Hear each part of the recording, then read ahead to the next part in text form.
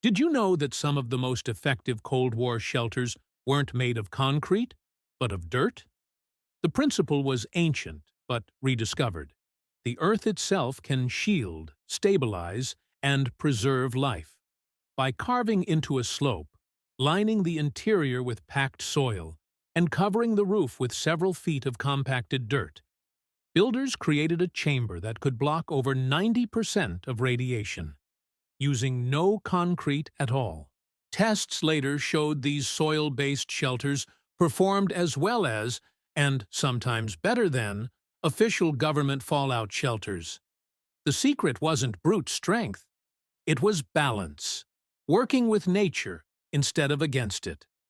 In contrast, many official bunkers, built entirely from concrete, quickly became unlivable.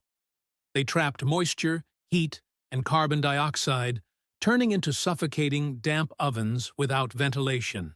But the earth cradle shelter used a natural advantage: the ground's own steady temperature.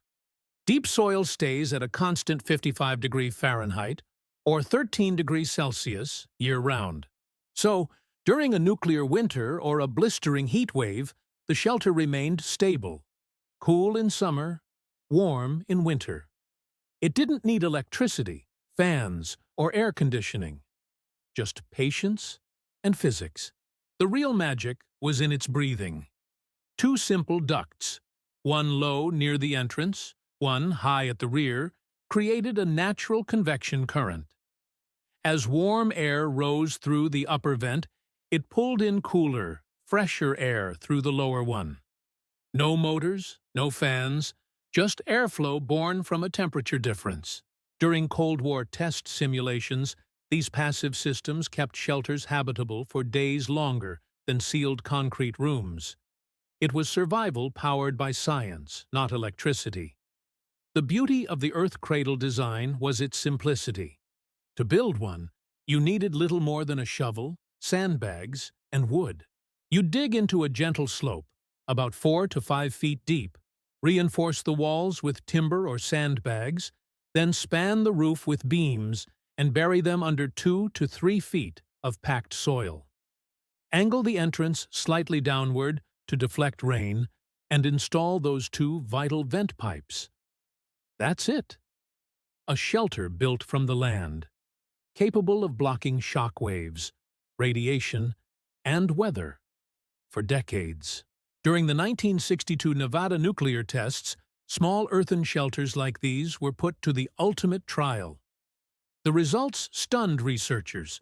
Just 36 inches of packed soil cut gamma radiation exposure by up to 98%.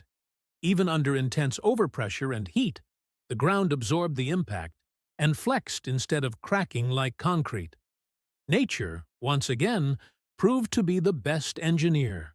But the Earth offered one more gift: invisibility.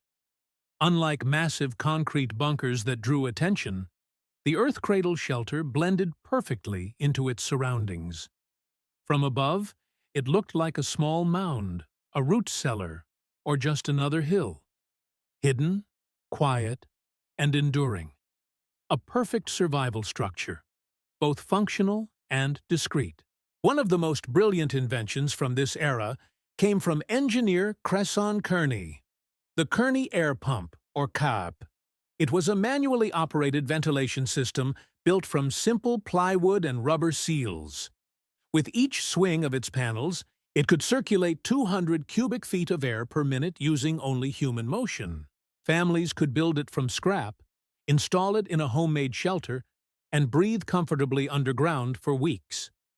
It became the unsung hero of survival engineering, a reminder that sometimes the simplest tools are the most vital. The Cold War shelter movement wasn't about luxury bunkers. It was about resilience, using available materials to create safe, sustainable systems. These builders didn't fight nature. They partnered with it. They understood thermal mass, airflow, and the quiet intelligence of the Earth. Their designs laid the foundation for what we now call passive architecture, homes that maintain comfort without constant power. Today, those same principles live on in off-grid cabins, earth-bermed homes, and eco-shelters. Modern preppers still borrow from these 1950s blueprints, not out of fear, but out of respect for efficiency. The same design that once guarded against fallout now guards against storms, heat waves, and rising energy costs. It's the circle of innovation, from survival necessity to sustainable living. Most official Cold War bunkers now lie abandoned, with cracked walls and flooded tunnels. But the small backyard shelters? Many still exist, quietly doing what they were meant to do: protect, preserve, and endure. Some serve as storm shelters or root cellars. A few, untouched since the 1950s, remain sealed time capsules, perfectly preserved by the soil that surrounds them. The Earth Cradle Shelter wasn't built on panic. It was built on wisdom. Its creators didn't just want to survive the bomb, they wanted to understand how the planet itself could protect them. And in doing so, they stumbled onto a principle that still matters today. When you work with nature, your creations endure long after fear fades. In an age of rising costs and fragile infrastructure, the lessons of the Cold War feel surprisingly modern. Energy-independent homes, passive cooling systems, natural insulation, all trace their DNA back to designs like the Earth Cradle Shelter. Because resilience isn't about concrete walls, it's about clever thinking. When we look back at this era, it's tempting to see only fear. But look closer, and you'll find creativity born from necessity. The Cold War didn't just produce weapons. It produced survival wisdom, the kind that doesn't rust, doesn't need power, and doesn't age. That legacy is buried, sometimes literally, beneath our feet. Simple, earth-sheltered structures that have stood for 70 years, silent monuments to human ingenuity.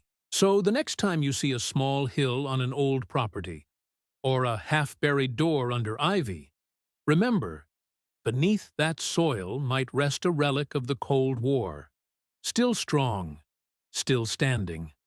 A handmade shelter that outlived its builders and outlasted its fears.